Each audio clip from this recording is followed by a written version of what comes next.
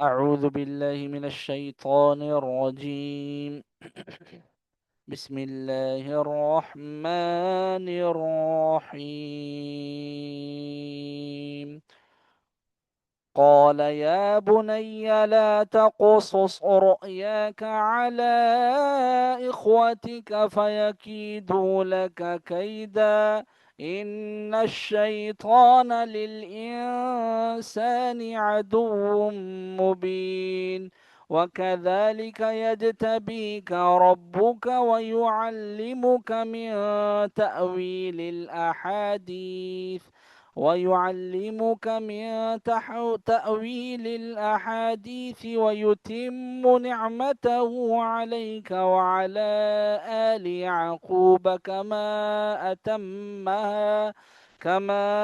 أتمها على أبويك من قبل إبراهيم وإسحاق إن ربك عليم حكيم.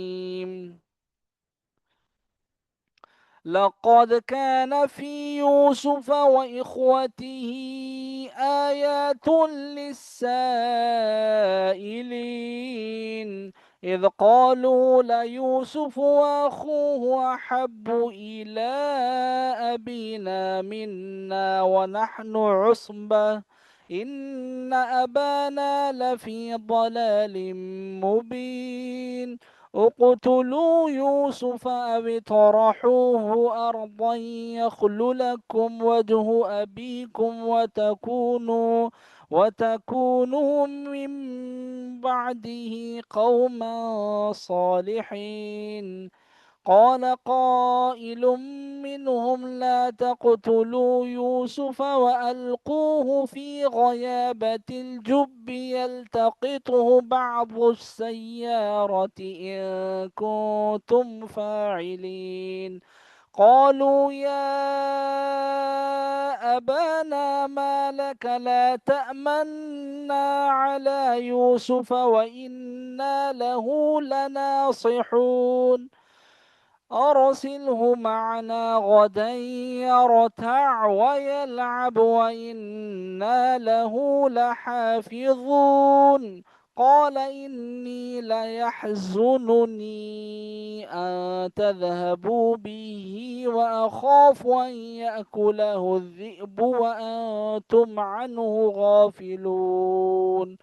قالوا لئن أكله الذئب ونحن عصبة إنا إذا لخاسرون.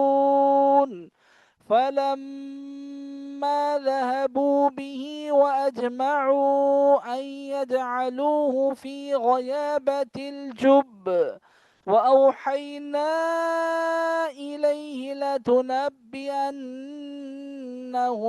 بأمرهم هذا وهم لا يشعرون. وجاءوا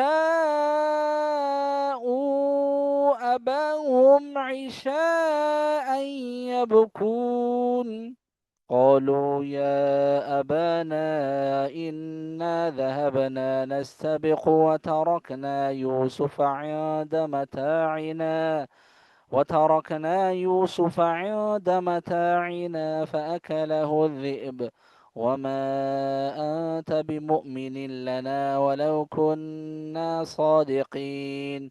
وجاءوا على قميصه بدم كذب قال بل سولت لكم أنفسكم أمرا فصبر جميل والله المستعان على ما تصفون.